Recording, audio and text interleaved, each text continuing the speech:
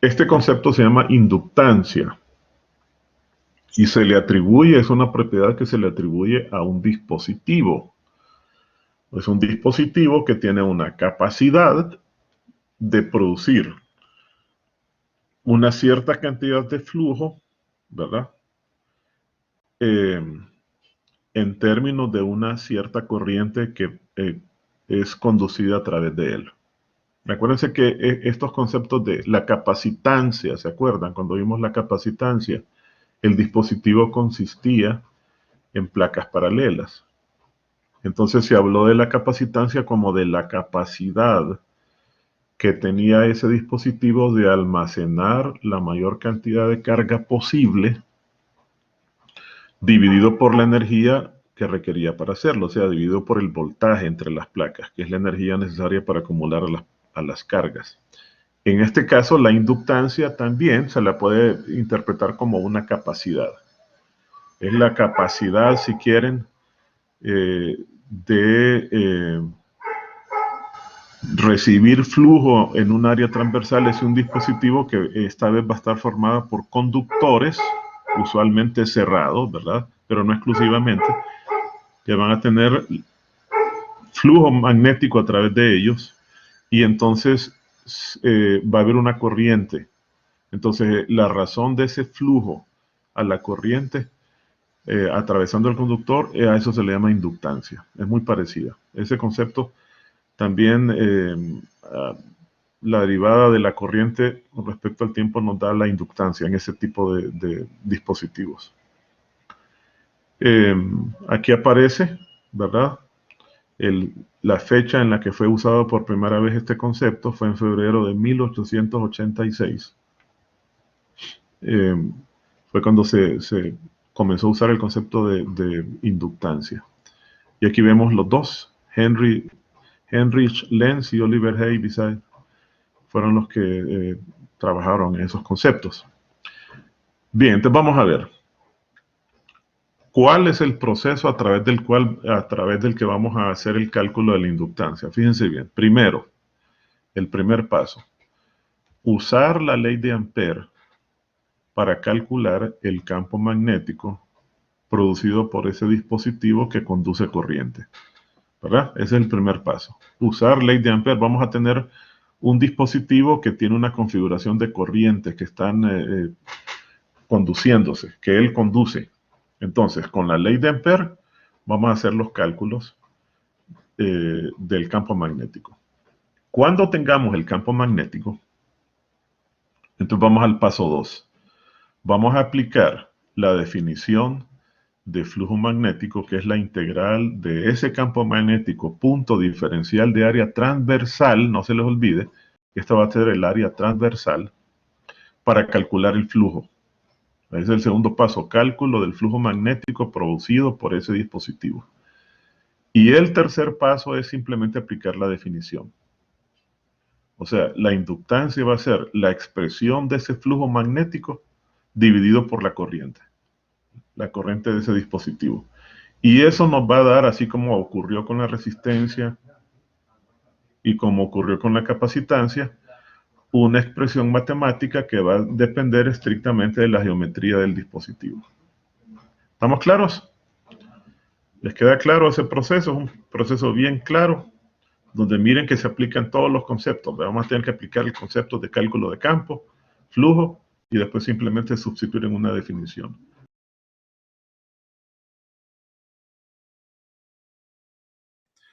Tenemos un núcleo, ¿verdad? Y para que lo veamos bien, ahí enrollamos un alambre. ¿Se acuerdan? Ese lo hicimos ayer. Entonces, así. Entonces, entra corriente por acá.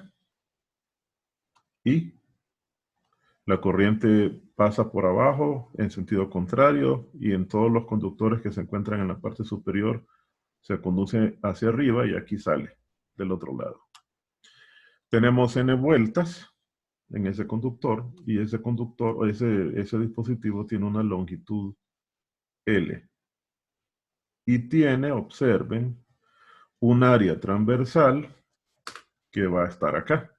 Va a ser el área de las espiras aquí. La voy a dibujar acá. Ese sería el área transversal del solenoide, esta área de acá. A. ¿Verdad? ¿Estamos claros? Entonces, y se acuerdan, ayer dijimos, vamos al primer paso.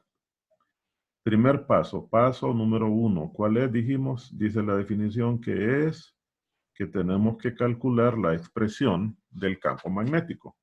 Entonces, uso de la ley de Ampère para obtener el campo magnético de ese dispositivo. Ley de Ampère para obtener B, el campo magnético. Entonces decíamos ayer que lo que se hace en este caso es aplicar la ley de Ampère de la siguiente manera, que tomábamos un rectángulo, encerrábamos como trayectoria de Ampère a los conductores, toda la configuración de conductores, en un rectángulo, siguiendo y que íbamos a recorrer ese rectángulo con un DDL en la misma dirección del campo magnético. Pero entonces tenemos que averiguar cuál es la dirección del campo magnético. Entonces ayer vimos que lo que se hace es lo siguiente. Fíjense bien, con su mano derecha, usted toma el dispositivo, ¿verdad? Piensen que este es el dispositivo, lo toma en la orientando sus dedos en la dirección en la que circulan las corrientes. Miren en qué dirección circulan las corrientes. Y entonces cuando usted lo tiene sujeto, su dedo pulgar le va a indicar el sentido del campo magnético. Aquí está. Entonces quiere decir que este campo magnético circula en este sentido. Esta es la dirección del campo magnético. Mencionamos ayer que ese campo magnético, particularmente que el campo magnético de ese solenoide tiene una característica, ¿se acuerdan? Y es la siguiente, que prácticamente se concentra todo él en el núcleo, a lo largo del eje de la bobina. Decíamos que en la parte lateral, observen, el campo magnético viene así, en ambos casos, viene así, ¿ven? Y cuando nosotros nos movamos a lo largo de la trayectoria, nos moveríamos en la dirección del campo magnético, este sería nuestro DDL. Observen que cuando vayamos acá, el DDL va a formar 90 grados con el campo y lo mismo va a ocurrir acá. Cuando vengamos en este sentido, el DDL y el campo magnético, que es ese vector azul, va a formar 90 grados. Entonces el producto punto que define la ley de Ampère se va a anular en estos dos tramos. Luego, en este tramo exterior, cuando vayamos en este sentido, va a ocurrir que afuera, decíamos, el campo es prácticamente cero. Es muy débil en la parte exterior. Y al ser débil, entonces la integral la podemos asumir como nula. Y por lo tanto, solo nos queda la integral en el tramo a lo largo del eje. Nada más. Entonces veamos, ¿qué nos queda? Que la integral en una trayectoria cerrada gamma, que es esta que tenemos ahí, gamma se llama esa trayectoria, del campo magnético, punto DL, se reduce a la integral en el tramo, ese le voy a llamar tramo de A a D, de A a D, ¿verdad? Para que lo identifiquemos de alguna manera, en el tramo AD, abierto, ya no incluye el círculo, del campo magnético por DDL, así. Pero notarán ustedes que en este tramo, el DDL y el campo magnético son paralelos y el ángulo que forman es 0 grados. Por lo tanto, esto se va a reducir a la integral de B de DL, en ese tramo gamma, AB. Y entonces decíamos, el comportamiento del campo magnético en el eje es uniforme. Idealmente, ¿verdad? Vamos a suponer que es un solenoide ideal. Entonces es uniforme, tiende a ser uniforme.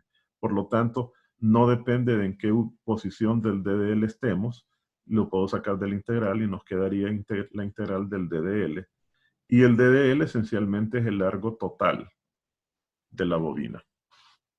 Entonces, ¿a qué es igual esto? A la corriente encerrada, que es N veces I. Vamos a tener una corriente I circulando, NI multiplicado por mu sub 0. Y ahí despejamos al campo. Entonces nos queda que el campo es igual a mu sub 0 I por N sobre L, que fue lo que dedujimos ayer. Es una definición muy simple, ¿verdad? Vectorialmente podríamos asignarle un valor en la dirección del eje X, por ejemplo, Y. Por ejemplo, lo importante es asignarle dirección de vector porque en la segunda parte lo vamos a necesitar. ¿Preguntas hasta ahí? No. Vamos al No, paso 2. ¿Cuál es el paso 2? El paso 2 consiste en que tengamos que obtener el flujo magnético. Obtener flujo magnético aplicando la definición de flujo, que es la integral de ese campo magnético que acabamos de encontrar sobre el área transversal del dispositivo, que es esta área de acá, ¿verdad? Eso significa, fíjense bien, que tendríamos como la dirección del campo va hacia acá. Voy a suponer que este es el dispositivo. Bueno, aquí lo tenemos. Esta es la bobina, ¿verdad? Un corte de la bobina. Se extiende hacia allá. Pero observen que las líneas de campo vienen hacia acá. Este es el campo magnético. Viene en este sentido. Sale de la bobina por este lado. Entendiendo que las corrientes van hacia arriba, ¿verdad? Basándonos en ese concepto. Es que hemos decidido que ese campo lleva esa dirección.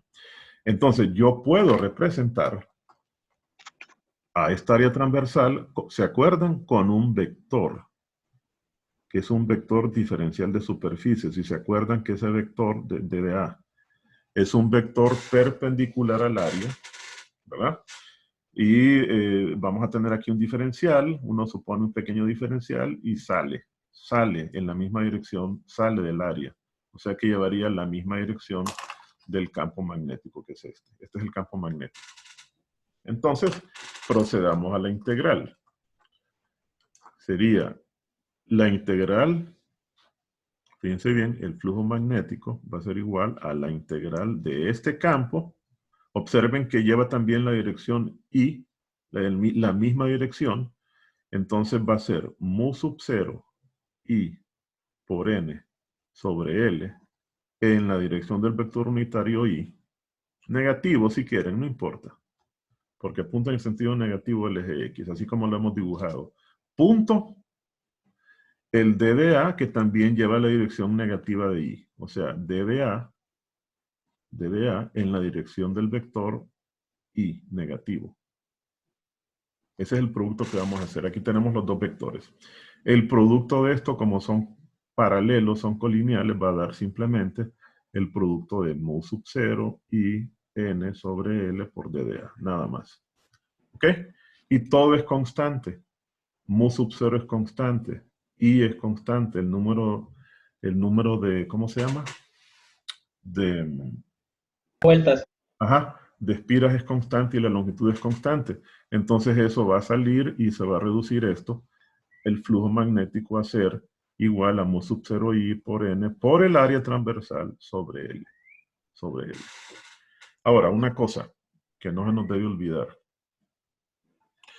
Cuando vimos la ecuación de inducción, ¿se acuerdan? Decíamos que el flujo tenía que ir multiplicado por el número de espiras, ¿se acuerdan? ¿Por qué? Porque esto que acabo de calcular es el debido a una sola espira. Entonces yo lo tengo que multiplicar por el número de espiras para dar el flujo total. Entonces la expresión del flujo te quedaría así, como mu sub 0 y n cuadrado por a sobre l. Esa sería la expresión del flujo total. ¿Ok?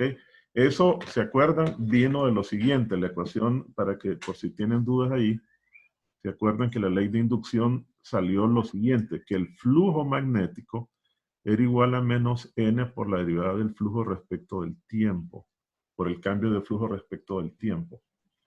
Entonces allí se hizo hincapié en que Sn era se tenía que multiplicar el flujo de una espira por el número total de espiras. Entonces, finalmente, paso 3, sustituimos en la definición de inductancia. O sea que la inductancia, por definición, es el flujo total, que es este que acabamos de calcular, dividido por la corriente. Entonces sustituimos, miren, nos quedaría mu sub 0 i por n cuadrado por a, dividido por i por l, y se cancela i. Y entonces nos queda una expresión que, como les había mencionado, solo depende de la geometría, o sea, del área transversal, de la longitud, del número de vueltas, y depende obviamente de mu. O sea, si yo sustituyo el ambiente en el interior del núcleo de esa bobina, lo sustituyo por un material que tenga una permitividad relativa similar a como vimos la permisividad eléctrica, entonces usted va a tener una inductancia más alta. Uno quiere que la inductancia sea lo más alta posible. Entonces ahí se ve claramente cómo se puede lograr el incremento de esa inductancia. Cambiando mu por una sustancia que rellene el núcleo, que aumente la permitividad magnética, aumentando el número de vueltas, que observen que es la que mejor resultado da, porque esto es proporcional al cuadrado del número de vueltas. O sea, la manera más rápida de aumentar la inductancia de un dispositivo, su capacidad a producir campo magnético con el mínimo de corriente, es incrementando el número de vueltas. O aumentando el área transversal, o aumentando o disminuyendo la longitud. Miren, o disminuyendo la longitud. Ahí tenemos entonces el comportamiento de la inductancia en términos de la geometría. Preguntas. Sí. A ver, díganme. ¿Esos dos L son diferentes o son el mismo? ¿Esos dos? Las L's, por decir así. Tiene razón, disculpe, lo voy a poner L minúscula. Sí, para que no haya confusión. Sí. Sí, que sería el largo. L es L, este L es la longitud de la bobina. Sí, pongámosle L minúscula. Es la longitud de la bobina. Mientras que este L es la manera como se nombra históricamente la inductancia, ¿verdad? Otra pregunta.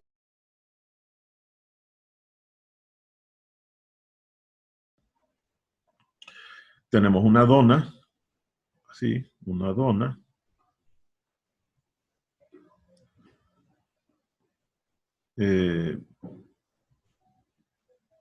Pudiera tener un área transversal que no sea redonda, pero como hemos dicho que es una dona, la vamos a dejar con un área transversal circular. Pero pudiera ser de cualquier forma, pudiera ser rectangular o pudiera ser triangular, no importa. Pero tiene un área transversal que es esta, ¿ok? Área transversal A. Luego, tiene en general dos radios, un radio interno y un radio externo, aunque usualmente se la define en términos del radio central, del radio medio, que es este que estoy dibujando acá. Se la define en términos de este radio, que le vamos a llamar R, ¿ok? Usualmente aparece definida así. Entonces, tomamos un alambre y lo enrollamos. O sea, por ejemplo, tomamos un alambre así y lo enrollo de esta manera, ¿verdad? Alrededor de todo el toroide, formando un cierto número de vueltas. ¿Ok? Aquí vamos a tener n vueltas. Lo vamos a conectar a una fuente de potencial de tal manera que su corriente entre por acá y observen que todos los conductores o la parte de los conductores que se encuentra a la vista en la parte superior conducirán esa corriente en el mismo sentido, ¿lo ven? Por lo tanto, para efectos de la ley de Ampère, la corriente total encerrada va a ser N veces I. Ya para ir adelantando. Es el número total de conductores que conducen corriente. La corriente después va a salir por acá. Veíamos ayer entonces que para calcular primer paso, yo estoy obteniendo la inductancia de ese dispositivo. Entonces decíamos que el primer paso es aplicar la ley de Ampère para obtener el campo magnético. Entonces, campo magnético, deducción de la expresión del campo magnético B. Si se acuerdan, ayer que hicimos el análisis de esto, concluimos que el campo magnético en las regiones del centro es nulo porque no hay ninguna corriente. Que el campo magnético en la parte exterior es nulo porque las corrientes que entran en este sentido son iguales a las corrientes que salen en la parte de atrás. Entonces me da una total de corriente neta cero. Y entonces el único campo magnético que queda es el campo que circula entre A y B. O sea que lo que se hace entonces es dibujar una trayectoria que justamente va a coincidir con el radio medio, por ejemplo. Esta va a ser nuestra gama. ¿En qué sentido hacemos la circulación? Usamos la regla de la mano derecha. Miren, usted agarra el toroide, lo sostiene y observe que orienta sus dedos en la dirección de las corrientes. Aquí usted toma conductores que llevan la corriente en ese sentido. Y entonces el pulgar le va a indicar que la circulación del campo magnético, que se reduce a ser un campo que circula en el núcleo, es esta. Esta es la circulación de las líneas de campo magnético. Se concentran, al igual que en la bobina, se concentran en el núcleo. Este es el campo magnético. ¿Verdad? Ahí está el campo magnético. Y entonces nuestro DDL lo vamos a tomar en esa misma dirección. Vamos a hacer la circulación en esta misma dirección DDL. Hacia allá. Ese es nuestro DDL.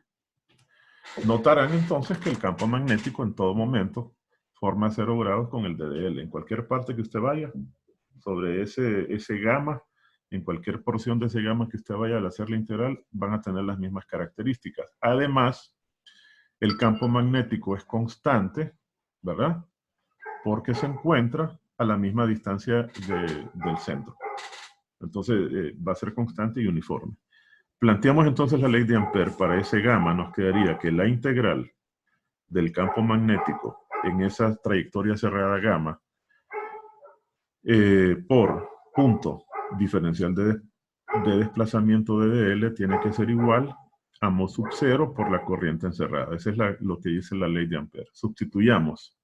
El campo magnético va a ser constante y además va a formar siempre un ángulo de 0 grados con DDL. Se va a reducir únicamente a ser la integral de su módulo, así. Los módulos de los dos vectores. Y la corriente encerrada vimos que es N veces I, NI. Luego el campo es constante, no depende de en qué posición del gamma estemos, no depende de DDL, y entonces lo podemos sacar de la integral y nos queda la integral de DDL, que es una trayectoria cerrada, gamma, y es igual a mu sub 0 NI. ¿Y el DDL a qué va a ser igual? Pues al largo total de la trayectoria que es 2pi R. 2pi por eje radio medio. Y ahí despejamos. Y tenemos la expresión. Bien que rapidito se consigue. B es igual a mo sub 0 NI sobre 2pi por R. Es la expresión que obtuvimos ayer. ¿Qué dirección tiene? Bueno, esta es una dirección, si se acuerdan, sería una dirección en la dirección de phi. Si se acuerdan de las coordenadas cilíndricas que tuvieron que haber estudiado en cálculo 2, cuando usted tiene un cilindro, la dirección del ángulo es en sentido contrario, es phi. Entonces lo podríamos denominar como que lleva el sentido negativo de ese vector unitario phi. Esa es la forma vectorial como lo podemos representar. ¿Preguntas hasta ahí? ¿Preguntas? ¿Dudas, preguntas, jóvenes? No. Bueno, entonces vamos al siguiente paso. Paso número 2. En el paso 2, lo que debemos hacer es obtener la expresión del flujo usando la definición. El flujo magnético es igual a la integral de ese campo punto diferencial de superficie. ¿De qué superficie estamos hablando? De la superficie por la que el campo magnético pasa, o sea, por esta. El área transversal es esta superficie A. La voy a representar acá, para que veamos el detalle. Fíjense bien. Ustedes tienen que la superficie va a estar representada mediante un vector diferencial de A, que es el que aparece en la integral. Es un vector que va en la dirección en la que va el campo. El campo, como vieron allá, vendría en este sentido y atravesaría la superficie así. Este es el campo magnético. Las líneas de campo magnético ahí, en ese punto. Por lo tanto, es claro que en cualquier porción del toroide donde nos encontremos, el vector diferencial de superficie forma 0 grados con el vector campo magnético. Por lo tanto, esta integral es muy simple.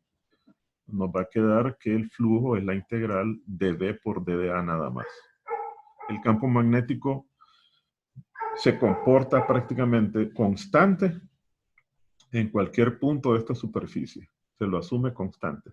No depende de la superficie, lo saco de la integral de dA y nos queda simplemente B por la superficie total, ¿verdad? Que ¿cómo la vamos a calcular? Bueno, sería, fíjense bien, vean, vámonos a este detalle acá. Yo quiero el radio de este círculo. Y noten que el radio de ese círculo, su diámetro, ¿a qué es igual? Es igual a B menos A. ¿Están de acuerdo? B menos A. Entonces, bueno, pero lo voy a hacer en función de R mejor. Ya hay dos formas de hacerlo. Déjenme, ustedes lo pueden verificar después. Lo voy a hacer en función de R, del radio medio.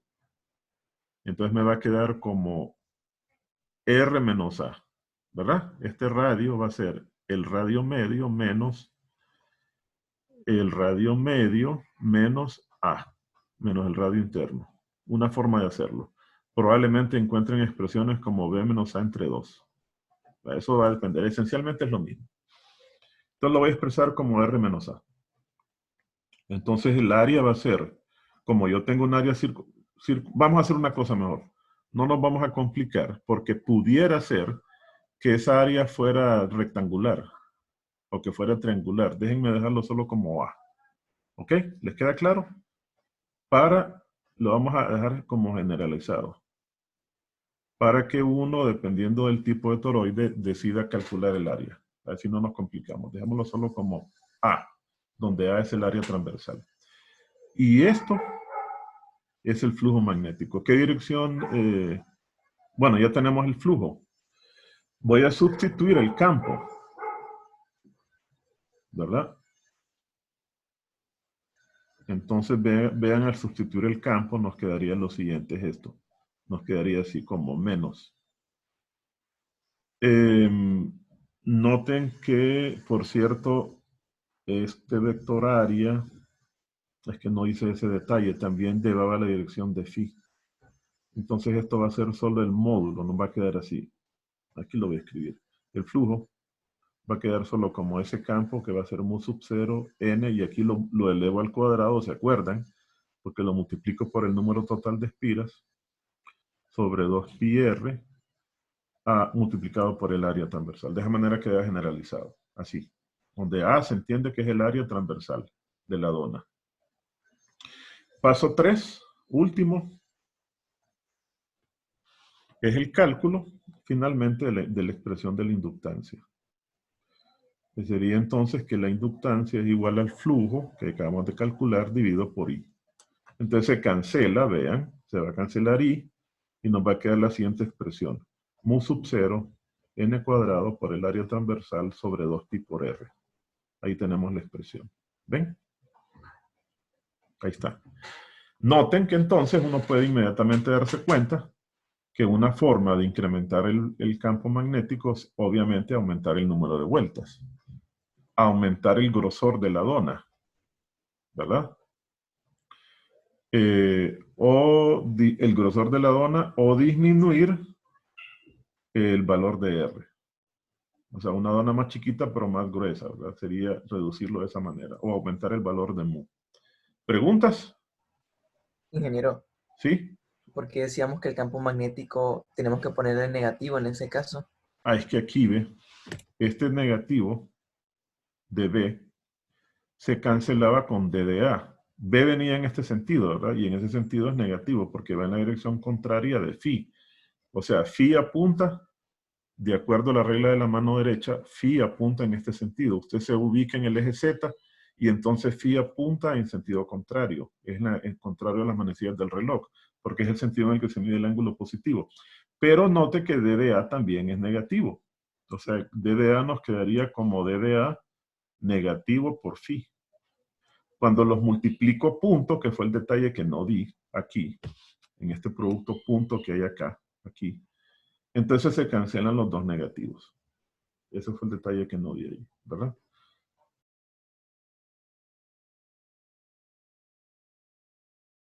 Un conductor cilíndrico. Y ese conductor cilíndrico está rodeado de un caparazón, que es así. Un cilindro es un caparazón cilíndrico, así. Los dos son conductores. Entonces, fíjense bien, se hace circular corriente en este sentido, una corriente I, así. Y esa misma corriente circula de regreso, distribuida por todo el caparazón exterior, así. Tenemos una corriente menos I, en sentido contrario. La corriente menos I se distribuye en todo el metal cuando va en sentido contrario, ¿verdad? Eso se evidencia en los, si usted le quita el revestimiento a un cable coaxial, se va a encontrar con una malla en el exterior de cobre, ¿verdad? No sé si la han visto, tejida. Esa malla es equivalente a este conductor cilíndrico exterior. Y en el interior aparece, estos dos están separados, ¿verdad? Con un material plástico, pero en el centro aparece un conductor central, el conductor central. Usualmente el cascarón conduce la corriente de retorno externo. Entonces queremos encontrar el campo magnético de este dispositivo. Entonces, ¿cómo circula la corriente? Entonces, fíjense bien. Observen. Si yo encierro el conductor con una trayectoria de Ampère que sea, digamos así, si lo encierro todo, notarán que el campo magnético es cero. Porque dentro de esa gama va a estar circulando una corriente neta nula. Circula I más menos I. Entonces no hay campo magnético en el exterior. Esas son las ventajas que tiene el cable coaxial, que tiene ese revestimiento, le sirve como blindaje magnético. Si lo encierro en el interior, en teoría, yo tendría la posibilidad de tener campo magnético. Pero ocurre que en la realidad, en la práctica, las corrientes se distribuyen en la superficie. Ustedes van a ver después el caso en el que se distribuye de manera uniforme, que es cuando se considera el concepto de densidad de corriente. Pero en la práctica, esto se concentra en la superficie, porque de la misma manera que los electrones en un conductor se van a la superficie, también ocurre lo mismo con las corrientes. Las corrientes tienden a circular en la superficie de los conductores metálicos. Por lo tanto, podríamos decir que la corriente en el interior va a ser despreciable y el campo magnético va a ser despreciable. Entonces, lo que podemos hacer para encontrar el campo magnético es trabajar en el área entre los dos. O sea, aquí. En una vista superior tendríamos lo siguiente. Aquí tenemos el conductor del interior, ¿verdad? Y aquí tenemos el caparazón del exterior. Entonces lo que haríamos es trabajar con una superficie de Ampère en el área en la cual hay campo magnético. Y ya ustedes verán, notarán, que ese campo magnético, si yo tomo el conductor, vean que la corriente vendría saliendo, yo vería la punta de la flecha, vendría saliendo, entonces con mi dedo pulgar apunto en la dirección de la corriente y la curvatura de mis dedos me indican que el campo magnético va a circular así, de esta manera. Son las líneas concéntricas de campo magnético. Ese es el campo magnético. Noten que entonces, siendo este gamma, la trayectoria de Ampère, esa línea punteada que he escogido, entonces el DDL lo voy a hacer en la misma dirección del campo magnético. Y resultan paralelos en todo momento, formando un ángulo de 0 grados.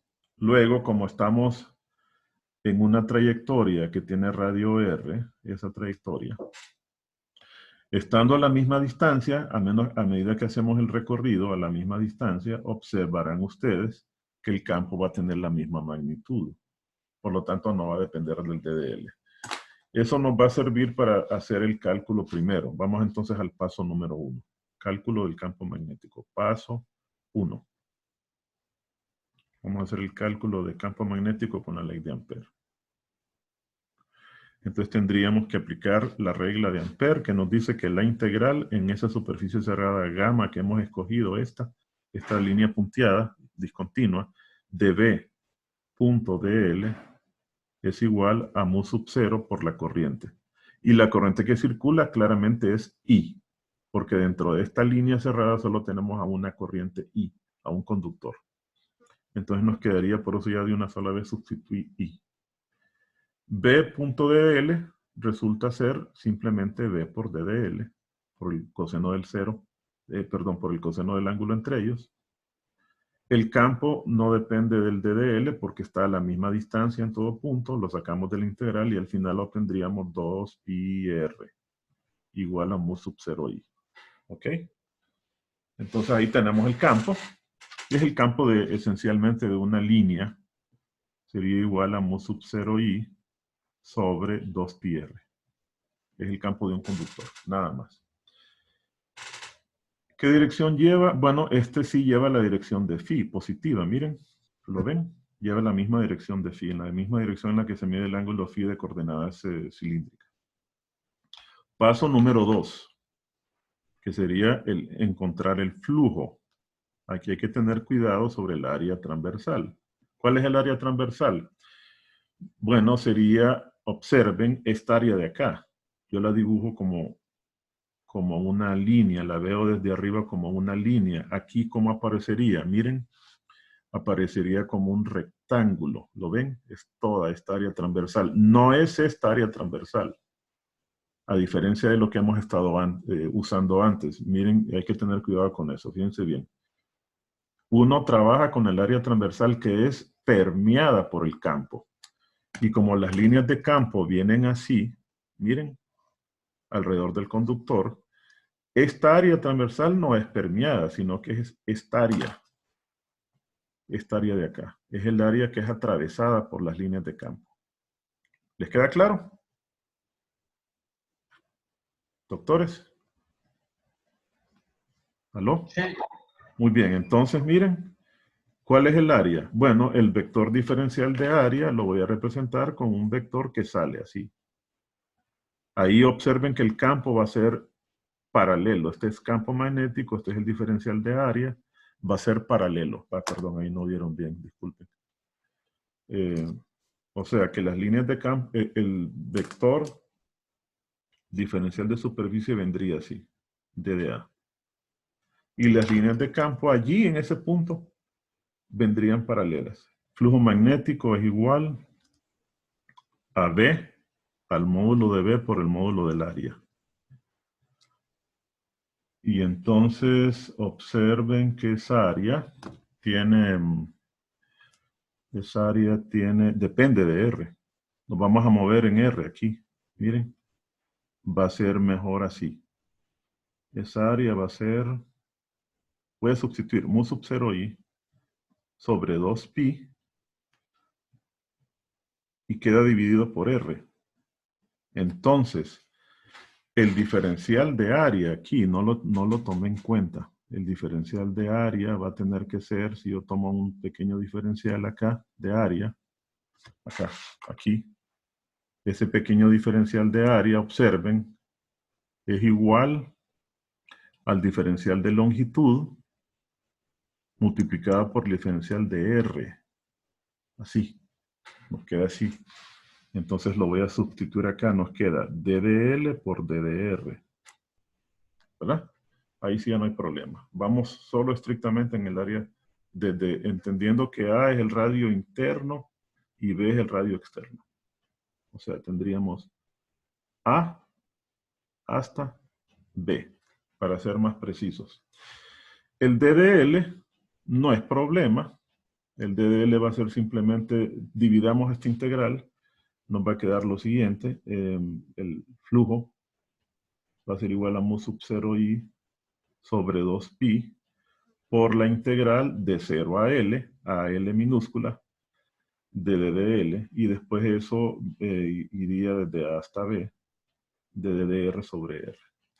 Entonces nos quedaría lo siguiente. Mu sub 0i, aquí nos va a quedar simplemente L sobre 2pi, y aquí nos va a quedar un logaritmo natural, ¿verdad? De B entre A. Esa es la expresión entonces del flujo. Y entonces, paso número 3, simplemente sustituimos en la definición.